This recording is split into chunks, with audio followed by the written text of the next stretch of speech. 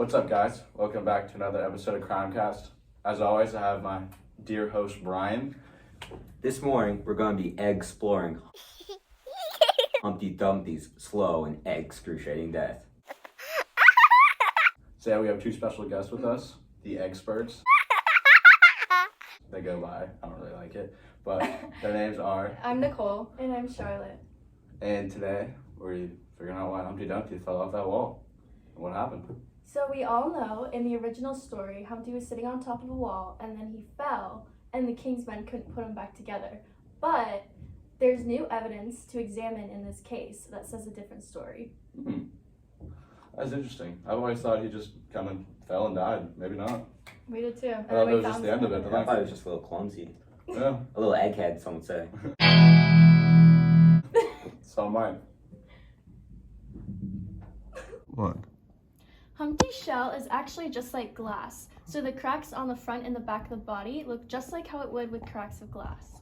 And right here are the red fibers that were found under the nails. And that could show some evidence to point to who the killer is. Okay, and Nicole has some more evidence to share with you guys. Okay, so grasped in Humpty's hand was a small clump of white hair, and the follicle tags were found on the end of the hair and submitted to CODIS, and they came back with a match. So the investigators found that it belonged to the king, and the revelation cracked the case wide open, and the pieces started coming together. Hey. So, yes. No, I mean to interrupt, but what is CODIS? What is CODIS? It is the system where they analyze DNA and try to find out whose DNA matches. Oh, okay, cool. I didn't know that. Yeah. You learn more. So, and that can be found through the follicle tag that they found. And The more you know. don't ask me that. Okay. And so there were also 3 fingerprints found on the left side of Humpty's chest that were found using latent dusting. And that means that the forensics department put... No, keep Okay, that means the forensics department put magnetic dust on the cracks in the areas where they believe that he was pushed, and they found fingerprints, and then they ran it through APHIS, which is the system where they match fingerprints, and they were shell-shocked to find that the king's prints matched the ones that were at the crime scene. And after they found all the evidence that led to the king, they ended up getting a warrant and searched the place, and they found traces of egg yolk on the king's crown, and then the yolk was also ran through CODIS, and it came back as a match to Humpty's blood. That is a shell shocker right there. That is something to take to the So where was take it to on the the grave, crown? you know. Where was what? Where was it on the crown? Oh, it was on the left side of the crown. Why don't you go ahead and show them? I'll show them. I'll bring it up, guys. Come on. Okay, so here in his hand you can see the hair, which is where they found the follicle tag and traced it back to CODIS.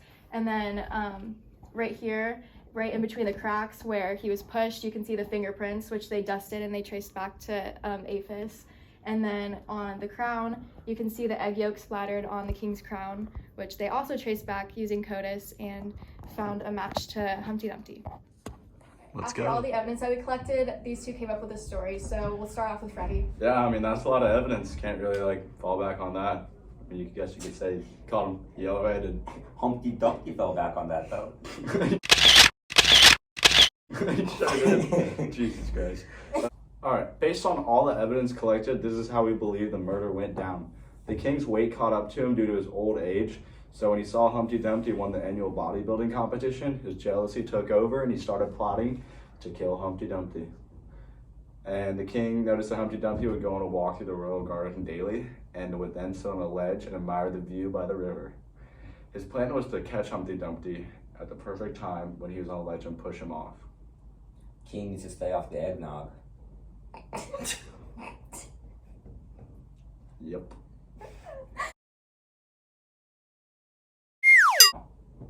Alright, now I'm going to hand it over to my man Brian. He's going to hit you with some facts. Okay.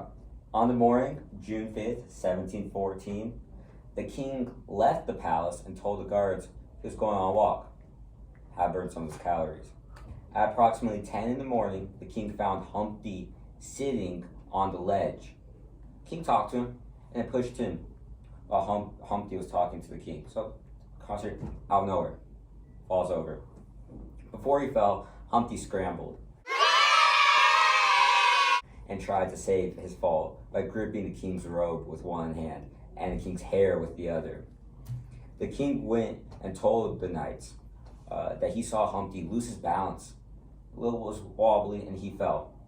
The knights did everything they could to try and put Humpty back together. Again, too damaged.